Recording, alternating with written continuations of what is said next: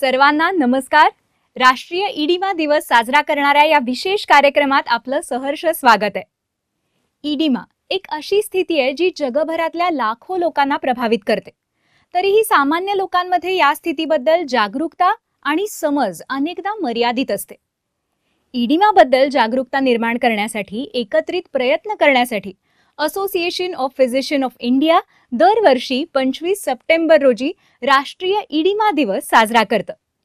आज आमच्याकडे वैद्यकीय तज्ज्ञांचं एक प्रतिष्ठित पॅनल आलेलं आहे जे आपल्याला इडिमाचं महत्त्व, इडिमाच्या लवकर तपासणीची आवश्यकता आणि इडिमाला कारणीभूत असणाऱ्या स्थितीचा शोध यावर त्यांचे मौलिक विचार आपल्याला सांगणार आहेत, आपल्याला त्याविषयी मार्गदर्शन करणार आहेत. प्रश्नांकडे वळण्याआधी मी आपल्या पॅनलची तुम्हाला ओळख करून देते. सर्वात आधी डॉक्टर राजेश बधानी हे आदित्य बिर्ला हॉस्पिटल पुणे इथे कार्डिओलॉजिस्ट आणि इलेक्ट्रोफिजिओलॉजिस्ट आहेत. नमस्कार, मी डॉक्टर राजेश बधानी प्रॅक्टिस करतो as a senior consultant cardiologist आणि इलेक्ट्रोफिजिओलॉजिस्ट आदित्य बिर्ला मेमोरियल हॉस्पिटल पिंपरी चिंचवडमध्ये. त्यानंतर डॉक्टर राहुल पाटील जे रुबी हॉल क्लिनिक पुणे इथे इंटरव्हेन्शनल कार्डिओलॉजिस्ट आहेत.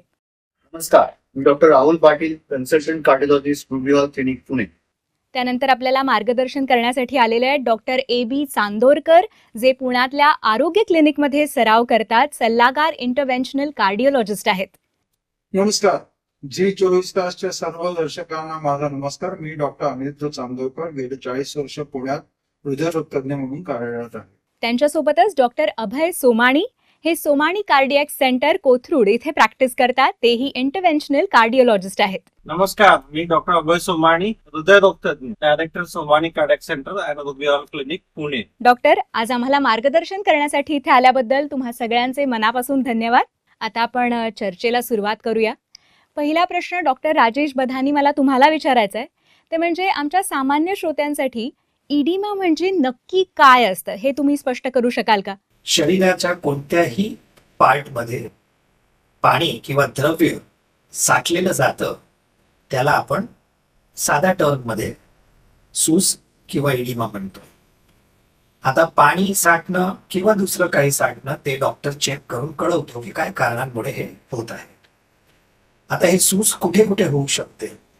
एकदम सिंपल फिजिक्सचा प्रिन्सिपल आहे ग्रॅव्हिटी. ग्रॅव्हिटीच्या प्रिन्सिपलनी आपण जेव्हा बसलेलो असतो तेव्हा सर्वात खालची बाजू म्हणजे आपला अँकल आणि फूट ती जागा आहे जिथे पाणी पहिल्यात पहिले सांडतं. दुसरी आपण झोपलेलो असतो तो कमरेत सांडतं आणि फुफ्फुसांमध्येही पाणी जमा होऊ शकतो. एक इंटरेस्टिंग गोष्ट आहे की जिथे जिथे सूज येते किंवा पाणी सांडतं त्या प्रकारे आपल्याला डायग्नोज करता येतं की कोणता आजार आहे. जसं की पोटात पाणी सांडलं म्हणजे ते लिव्हर फेलियर किंवा सिरोसिस मध्ये होतो. डोळ्यांच्या शेजारी समजा सूज आली तर जनरली किडनी फेलियर मध्ये होतो. पायाला आली तर जनरली हार्ट फेलियर किंवा हृदयाचं पंपिंग कपॅसिटी कमी झालं तिकडे होऊ शकतो. सर्वात कॉमन कारण जे आहेत सूजला ते आपण डॉक्टर सगळ्या रुटीन तपासणी केल्यावर करतात आणि डायग्नोसिस होतो.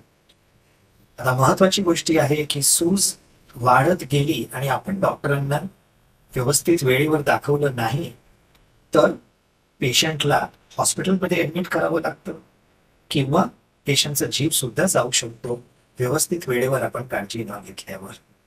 म्हणून स्वेलिंग ॲज अ सिम्पटम हे खूप मोठा स्पेक्ट्रम आहे. साधी गोष्टी म्हणजे रक्ताचं हिमोग्लोबिन कमी होण्यात सुद्धा सूज येते आणि हार्ट बऱ्यापैकी वीक झाल्यावरतीही सूज येऊ शकते. सो आय थिंक डॉक्टरच डिसाईड करणार, पण डॉक्टरांना डिसाईड करण्यासाठी आपल्याला वेळेवर सूज आली आपल्याला तर आपल्याला डॉक्टरांकडे जाऊन तपासणी करायला पाहिजे. त्यानंतरचा प्रश्न मला डॉक्टर राहुल पाटील तुम्हाला विचारायचा आहे की इडिमाची सर्वात सामान्य कारणं कोणती असू शकतात? मल्टिपल कारण आहेत, तर त्या कारणांमध्ये आपण दोन मध्ये डिवाइड करता येतील. एक म्हणजे लोकल कारण, म्हणजे समजा पायावरती सूज येणे याला आपण इडिमा असं म्हणतो. तर सूज कशामुळे आली तर पायाच्या धमन्यांमध्ये जर रक्ताच्या गाठी झाल्या त्याला डीप वेनस थ्रोम्बोसिस असं म्हणतो आपण, DVT असं म्हणतो. जर त्यात जर रक्ताच्या गाठी झाल्या तर इडिमा होऊ शकतो. सेकंड, ज्या पायाला काही इंजुरी झाली, मार लागला किंवा इन्फेक्शन झालं तरी पायाला सूज येऊ शकते, त्याला आपण लोकलाइज कारण असं म्हणतो. आणि याला इडिमा असं म्हणू शकतो. तिसरं कारण, जर काही मॉस्किटो असतात त्यांनी फायलेरिया नावाचा आजार होतो, त्याला लिम्फेंजायटिस असं म्हटलं जातं. त्याला आपण बऱ्याचदा मराठी लोकांमध्ये हत्ती पाय असा आजार म्हणतो, ज्यामध्ये दोघं पायांना खूप जास्त प्रमाणात सूज येते. तर हे लोकलाइज कारणं झाली ज्याच्यामध्ये आपण इडिमा येऊ शकतो. त्यानंतर आपण विसरल कारणं, म्हणजे शरीरातल्या इम्पॉर्टंट ऑर्गन्सला ज्यावेळेस इजा होते किंवा डॅमेज होतं त्यामुळे होणारा इडिमाला आपण जनरलाइज इडिमा असं म्हणतो. तर त्यामध्ये प्रामुख्याने हार्ट फेलियर असं आहे, ज्यामध्ये ज्या लोकांची हार्टची पंपिंग कॅपॅसिटी 40% कमी जाते, हार्ट पंप वीक होतो आणि शरीरामध्ये पाणी जमायला लागतं, ज्यामध्ये प्रामुख्याने पायाच्या घोट्यामध्ये आणि गुडघ्याच्या खाली ज्यावेळेस पाणी जमायला लागतं तेव्हा पाय सुजून जातात असं आपण म्हणतो. त्याबरोबर पोटावरती पाणी जमणे किंवा फुफ्फुसामध्ये पाणी जमणे त्याला आपण हार्ट फेलियर असं म्हणू शकतो. त्यानंतर दुसरं इम्पॉर्टंट कारण आहे किडनी फेलियर. ज्या लोकांची किडनीची फिल्ट्रेशन कॅपॅसिटी, जसं आपल्याला माहिती आहे किडनीचं मुख्य काम जे आहे ते आहे शरीरातनं लघवी किंवा मूत्र बाहेर फेकणे, म्हणजे शरीरातलं पाणी आणि जे काही वेस्ट प्रोडक्ट तयार होतात ते बाहेर फेकणे. जर हे इम्पॉर्टंट फंक्शन जर खराब झालं, ज्यामध्ये फिल्ट्रेशन कॅपॅसिटी जर 30 ml पेक्षा कमी झाली, त्याला आपण स्टेज 4 CKD असं म्हणतो. आणि ह्या पेशंटला शरीरात पाणी जमायला लागतं. प्रामुख्याने त्यांचं जे सूज असते किंवा इडिमा जो असतो तो पेरी ऑर्बायटल, म्हणजे डोळ्यांच्या आजूबाजूला, चेहऱ्यावरती आणि दोघं पायांवरती सूज यायला लागते आणि याला आपण रेनल फेलियर रिलेटेड इडिमा असं म्हणतो. तिसरं इम्पॉर्टंट कारण आहे liver failure. Liver cirrhosis, alcohol घेणारी लोक किंवा हिपॅटायटिस झालेली लोकांमध्ये ज्यावेळेस लिव्हर फेलियर होतो त्या लोकांमध्ये पायावरती आणि पोटामध्ये पाणी जमायला लागतं, त्याला आपण इडिमा असं म्हणतो. आणि पोटातल्या पाण्याला आपण असायटिस असं म्हणतो. तर हे प्रामुख्याने हे कारणं आहेत. त्याचबरोबर काही न्यूट्रिशनल डिफिशियन्सीज, म्हणजे ज्यावेळेस शरीरामध्ये हिमोग्लोबिनचं प्रमाण कमी होणे किंवा प्रोटीन डिफिशियन्सी होणे, यामध्ये पूर्ण शरीरावरती सूज येऊ शकते. तर हे बरेचशी कारणं आहेत, पण कार्डिओलॉजिस्ट म्हणून माझ्यासाठी प्रामुख्याने हार्ट फेलियर हा फार इम्पॉर्टंट कारण आहे. आणि या सर्व कारणांमधनं माझं काम आहे की हार्ट फेलियर कसं पेशंटचं डायग्नोज करावं आणि त्याला ट्रीट केली पाहिजे. डॉक्टर AB चांदोरकर, आता मला तुम्हाला विचारायचं आहे की इडिमाच्या सुरुवातीची चिन्ह किंवा लक्षणं कोणती असू शकतात, ज्याबद्दल लोकांना माहिती असणं आवश्यक आहे, त्याबद्दल थोडंसं सांगाल का? इडिमा म्हणजे शरीरात सूज येणे. हे सूज येण्याची कारणं बरीच आहेत, ती इतर डॉक्टर बोलतीलच. पण सूज आल्यामुळे शरीरामध्ये विविध क्षेत्रामध्ये पाणी जमा होतं. त्यामुळे तुम्हाला कपडे घट्ट व्हायला लागतील, पायावर सूज दिसायला लागेल, चेहरा सुजल्यासारखा वाटेल, सकाळी उठलात की डोळे किलकिले झाल्यासारखे वाटतील, किंवा आपल्या शरीराच्या खाली भागात जिथे गुरुत्वाकर्षण काम जास्ती करतं, जास्ती इफेक्ट दिसून येतो, तिथे तुम्हाला चक्क पाय सुजलेले दिसेल, पायावरच्या सुरकुत्या नाहीशा होतील, रक्तवाहिन्यांची जे जाळं तुम्हाला पसरलेलं दिसतं शिरांचं ते दिसेनासं होतं. दिवसाच्या शेवटी पायाचे आपण जे काय घातले, चप्पल, सँडल किंवा बूट, त्याचे व्रण उठलेले दिसतात, सॉक्सचे व्रण दिसतात, हे सगळं दिसून येतं. तसंच जो माणूस जास्ती वेळ झोपून आहे ती त्यांच्यामध्ये ही सूज पायावर किंवा चेहऱ्यावर न दिसता पाठीवर दिसू शकते, कारण तो माणूस झोपताना त्याची पाठ ही डिपेंडंट म्हणजे खाली गेलेली असते, त्यामुळे तिथे तुम्हाला ती सूज दिसून येते. ही प्राथमिक लक्षणं असतात. त्यात तुम्हाला वजन वाढलेलं दिसणं हे एक महत्वाचं गोष्ट आहे. अचानक वजन जर का कोणाचं वाढलं तर त्यांनी बघायला पाहिजे की कुठे शरीरात सूज जमा होत नाही ना, म्हणजे ज्याला आम्ही मेडिकल भाषेत इडिमा म्हणतो, ती म्हणजे शरीरात सामान्यपणे आपण म्हणतो त्याला सूज आहे, ते कुठे होत नाही ना हे बघितलं. हे जर का होत असेल तर जरूर याच्या तपासण्या करून घ्या, कारण सूज येण्याची कारणं विविध अवयव संस्थांशी संबंधित आहेत. रक्तामधली प्रथिनं घटल्यामुळे पण होऊ शकतं. तसंच कुठे रक्तस्राव झाला, सिव्हिअर अॅनिमिया झाला तरी सूज येऊ शकते. डॉक्टर, तुमच्या मते इडिमा असलेल्या लोकांची स्थिती सुधारण्यासाठी काही रणनीती आहे का? म्हणजे स्वव्यवस्थापनाची कोणती रणनीती असू शकेल का?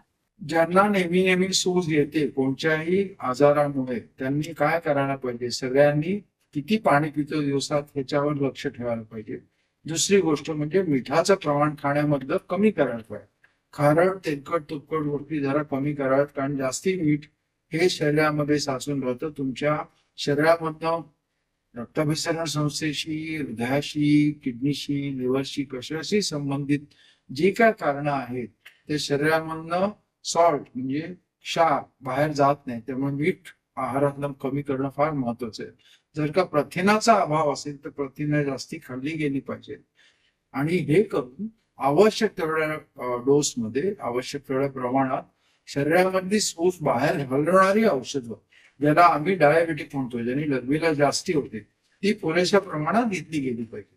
हे प्रमाण प्रत्येक पेशंटमध्ये, प्रत्येक रुग्णामध्ये वेगवेगळं असू शकतं. मूळ आजार काय आहे त्याच्यावर ते प्रमाण ठरू शकतं. पण हे सगळं करणं आणि मुख्य म्हणजे जास्ती पाण्याचं सेवन, जास्ती खारट गोष्टी खाणं किंवा मद्यपान करणं, हे सगळ्या गोष्टी चांगल्या नाहीत. तर त्या करू नयेत.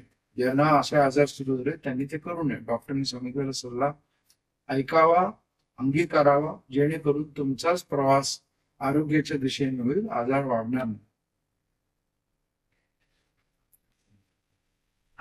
तुमच्या मते रुग्णाला इडिमाबाबत प्रशिक्षित करण्याचे महत्व काय आहे?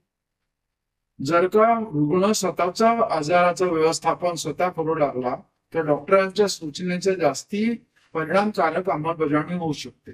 आणि ती अंमलबजावणी जर का जास्ती चांगली झाली तर रुग्ण लवकर बरा होतो. रुग्णांनी डॉक्टरच्या सूचनांचं नीट समजून घेतलं पाहिजे, त्याचं महत्व समजलं पाहिजे, त्याला पुरेसं आकलन होईल या पद्धतीने डॉक्टरने सुद्धा समजावून दिलं पाहिजे. कधी कधी नर्स एज्युकेटर्स किंवा इतर एज्युकेटर्स, डायटिशियन यांचा खूप मोठा फायदा होतो. फिजिओथेरपिस्टनी आपल्याला शरीराची कार्यक्षमता सुधारता येते. या सगळ्या गोष्टी करून रुग्ण आजारपणापासून आरोग्याकडे वाटचाल लवकर आणि सुखकर अशी करू शकतो. डॉक्टर राहुल पाटील, मला तुम्हाला विचारायचं आहे की इडिमा व्यवस्थापित करण्यासाठी सर्वात प्रभावी उपचार कोणते असू शकतात? इडिमा कमी करण्यासाठी 2 प्रकारचे उपचार आहेत. एक म्हणजे लाईफस्टाईल मॉडिफिकेशन, ज्यामध्ये मीठ प्रतिबंध करणे फार महत्वाचं आहे. मीठ म्हणजे आपल्या अन्नातलं सोडियम कमी करणे, सॉल्ट कमी करणे. ज्यामध्ये मॅक्झिमम लोक आपल्या देशामध्ये सोडियम सॉल्ट वापरतात, तर बऱ्याचदा आम्ही सांगतो की आपण पोटॅशियम सॉल्ट वापरावं. पण हे पोटॅशियम सॉल्ट त्याच पेशंटनी वापरावा ज्यांचं किडनी फंक्शन नॉर्मल आहे. सोडियम सॉल्ट जे कोणी वापरत असतील त्यांच्यामध्ये सोडियमचं प्रमाण किंवा टोटल मिठाचं प्रमाण 5 ग्रॅमपेक्षा 24 तासामध्ये कमी असलं पाहिजे. म्हणजे ओव्हरऑल 24 आवर्स मध्ये 5 ग्रॅमपेक्षा कमी सोडियम वापरलं पाहिजे, हे आग्रह केला जातो. तर सोडियम हा फार महत्वाचा घटक आहे हार्ट फेलियर करण्यासाठी. ज्या लोकांमध्ये मिठाचं प्रमाण जास्त असतं आणि किडनी हार्ट फेलियर असेल त्या लोकांना, तर त्यांचा हार्ट फेलियर वाढत जातं, पायाची सूज वाढत जाते, फुफ्फुसामध्ये पाणी जमणं वाढत जातं आणि पेशंट दिवसेंदिवस खालवत जातो आणि दगावून जातो. तर मिठाचं प्रमाण कमी करणं फार गरजेचं. त्याचबरोबर काही असे फूड प्रोडक्ट्स आहेत जसे की आपण पॅकिंग मधले फूड्स घेतो, जसं की चिप्स, कुरकुरे किंवा खारे शेंगदाणे, फुटाणे किंवा काही फूड जे पॅक्ड आहेत त्याच्यामध्ये आपण प्रिझर्वेटिव्ह वापरले जातात. या सर्व अन्नांनी हार्ट फेलियर वाढतं आणि या लोकांनी हे कुठलेही अन्न खायला नाही. त्याचबरोबर काही इम्पॉर्टंट मेडिसिन्स आहेत जे हार्ट फेलियर मध्ये वापरले जातात. त्यामध्ये डायुरेटिक्स, तसंच आजचा आपला हा प्रोग्राम सिप्ला व्हायटॅलिसनी प्रायोजित केला आहे आणि त्यांचं जे युजली वापरले जाणारे ड्रग आहेत ते डायटॉल म्हणून औषध आहे ज्याने लघवी होत असते. तर आपल्याला अशी काही औषधं दिली जातात ज्यामध्ये आपल्याला लघवीचं प्रमाण वाढवलं जातं, म्हणजे शरीरातलं पाणी कमी होईल आणि इडिमा कमी होईल हे पाहिलं जातं. तर याचबरोबर या सर्व पेशंटला किडनी फंक्शन सुद्धा असेस केलं पाहिजे. आणि हार्ट फेलियरच्या पुढच्या पेशंट्समध्ये आपण 4 पिलर्स ऑफ हार्ट फेलियर म्हणून मेडिसिन्स वापरतो. पण हे medicines patient over the counter घेऊ शकत नाही. यामध्ये पेशंटला कार्डिओलॉजिस्टचा फॉलो करायला लागतो आणि close monitoring of pulse, BP आणि किडनी फंक्शन करायला लागतं. ज्यावेळेस पेशंट रेग्युलरली हे मेडिसिन्स खातो, पेशंट हार्ट फेलियर पूर्णपणे बरा होऊ शकतो. डॉक्टर अभय सोमाणी, आता मला तुम्हाला विचारायचंय, तीव्र मूत्रपिंडाचा आजार असलेल्या रुग्णांमध्ये सूज येणं आणि मूत्रपिंडाचं कार्य बिघडणं यामधला नेमका संबंध तुम्ही स्पष्ट करू शकता का? जुना मूत्रपिंडाचा आजार किंवा क्रॉनिक किडनी डिसीज ज्याला आपण म्हणतो, याच्यामध्ये काय होतं की किडनी आपली निकामी झाली किंवा खराब झाली because of many risk factors, जसे डायबिटीज आहे, ब्लड प्रेशर आहे, जुने इन्फेक्शन आहे, रिकरंट स्टोन झाल्यामुळे किडनीचं काम जे आहे ते निकामी होऊन जातं. याला आपण क्रॉनिक किडनी डिसीज म्हणतो. याच्यामध्ये काय होतं की फ्लुइड अँड वॉटर जे असतं ते आपल्या बॉडीमधनं बाहेर पडत नाही. जे द्रव्य बाहेर पडायला पाहिजे, जसं क्रिएटिनिन आहे, सोडियम आहे, या गोष्टी, पोटॅशियम आहे, या बाहेर जायला पाहिजे किडनीच्या किंवा युरिनच्या माध्यमातून. हे बाहेर न पडता बॉडीमध्ये अक्युमुलेट व्हायला लागतं. याच्यामुळे आपल्याला सूज येते. सूज आपल्याला पायाभोवती येऊ शकते, डोळ्याभोवती येऊ शकते आणि पूर्ण अंगावरती सूज येऊ शकते. याला आपण जनरलाइज होण्यासारखं असं म्हणतो. हे सूज काढण्यासाठी आपल्याला काही मेडिसिन्स असतात ज्याला आपण डायरेटिक म्हणतो, हे वापरावं लागतं. आपण जे अंडरलाइनिंग किडनी डिसीजचं करेक्शन, जे काही करेक्टेबल कॉज असेल ते करेक्ट करणं, आणि dialysis is the last option. जिथे एकदमच क्रिएटिनिन युरिया खूपच वाढत गेला, त्याचा त्रास होत असेल तर आपण डायलिसिस करू शकतो. पेरिटोनियल डायलिसिस किंवा हिमोडायलिसिस असे 2 प्रकारचे डायलिसिस असतात. एकदम लास्टला kidney transplant can be one of the good options. Doctor, यकृताच्या सिरोसिस सारख्या यकृताची स्थिती असलेल्या रुग्णांमध्ये इडिमा कसा प्रकट होतो आणि त्यासाठी मग कोणत्या उपचार पद्धती वापरल्या जाऊ शकतात याबद्दल थोडंसं सांगा ना. हिपॅटिक सिरोसिस म्हणजे काय की लिव्हर निकामी होणे. लिव्हर इज यकृत निकामी झाल्यामुळे लिव्हर मधले जे काही प्रोटीन्स तयार होतात त्या प्रोटीनची सगळे मात्रा कमी होऊन जाते बॉडीमध्ये. जसं विटॅमिन के आहे, अल्ब्युमिन आहे. Albumin is one of the most important factor ज्याच्यामुळे रक्तप्रवाह व्यवस्थित होता आणि आपण म्हणतो ना फ्लुइड हे बॉडी मधल्या रक्तवाहिन्यांमध्येच राहतं. हे फ्लुइड बाहेर जात नाही अल्ब्युमिन जास्त असल्यामुळे, ऑस्मोटिक प्रेशर मेंटेन असल्यामुळे. जर का अल्ब्युमिन कमी झाला लिव्हर सिरोसिस मध्ये तर सगळं फ्लुइड बाहेर होईल आणि इंटरस्टिशियल एडिमा किंवा पेरिफेरल एडिमा मॅनिफेस्ट होईल. एडिमा मध्ये पायाच्या अवतीभोवती सूज येणे, अँकलच्या अवतीभोवती सूज येणे आणि पोटात पाणी जमू शकतं. या लोकांमध्ये पोटात पाणी जमलं की या कंडिशनला आपण असायटिस म्हणतो. असायटिस काढण्यासाठी आपल्याला फ्रिक्वेंट टॅपिंग करावं लागतं किंवा काही मेडिसिन यूज करतो ज्याला आपण पोर्टल हायपोटेन्शन ट्रीटमेंटसाठी जे योग्य ते मेडिसिन आहेत ते वापरतो. काही डायरेटिक वापरतो आपण आणि स्पायरोलॅक्टोन म्हणून दुसरे काही डायरेटिक आहे, या गोष्टी वापरल्या जातात. In last again liver transplant can be one of the option for treatment of liver cirrhosis. Doctor Abhay Somani, मला तुम्हाला पुढे विचारायचं आहे की थायरॉइड डिस्फंक्शन, विशेषतः जेव्हा आपण हायपोथायरॉइडिझम बद्दल बोलतो तेव्हा इडिमाच्या विकासासाठी ते कसं कारणीभूत ठरतं आणि मग व्यवस्थापनासाठी त्याचा सर्वोत्तम दृष्टिकोन कोणता आहे असं तुम्हाला वाटतं? हायपोथायरॉइडिझम म्हणजे काय की थायरॉइड डिसीज मध्ये 2 प्रकारचे असतात, हायपोथायरॉइडिझम आणि हायपोथायरॉइडिझम.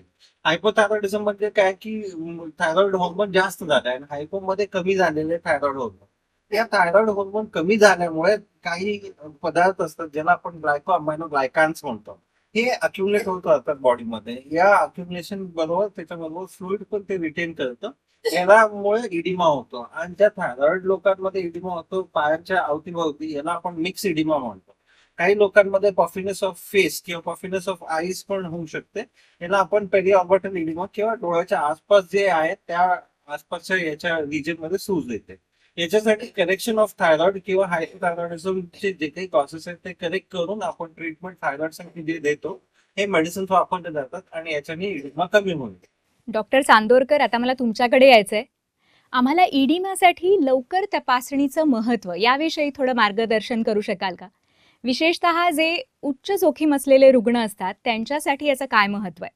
ज्यांना सूज जास्ती शरीरामध्ये साठण्याची शक्यता आहे, उदाहरणार्थ हृदयविकार गंभीर असेल, हृदयाची पंपिंगची स्पंदनाची क्रिया जर का कमजोर झाली असेल, किंवा ज्याला यकृताचा आजार आहे, किंवा ज्याला किडनीचा मूत्रपिंडाचा आजार आहे, किंवा ज्याच्या शरीरामध्ये प्रथिनाचं प्रमाण कमी होत चाललंय, ज्याला आम्ही हायपोप्रोटीनेमिया म्हणतो, किंवा इतर जी काही थायरॉइड सारखी हॉर्मोनच्या डेफिशियन्सीमुळे निर्माण होण्याची शक्यता आहे, अशा सगळ्या लोकांनी वेळच्या वेळी जर का सूज शरीरामध्ये साचू नये म्हणून जागरूकपणे डॉक्टरकडे तपासण्या केल्या तर हृदयाचा आजार सुद्धा जास्ती चांगल्या पद्धतीने टॉलरेट होऊ शकतो.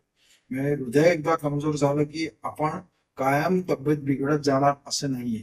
तुम्ही जर का नीट जागरूक राहायला डॉक्टरांच्या सूचनांचं पालन केलं, आणि आजकाल आमच्याकडे गेल्या 30 वर्षात खूप चांगली औषधं आणि उपचार पद्धती आलेल्या आहेत, जेणेकरून ज्या गोष्टी 40-50 वर्षापूर्वी जेव्हा माझा वैद्यकीय प्रवास सुरू झाला त्याच्यात आणि आजच्या पेशंटच्या प्रवासामध्ये जमीन आसमानाचा फरक पडलाय.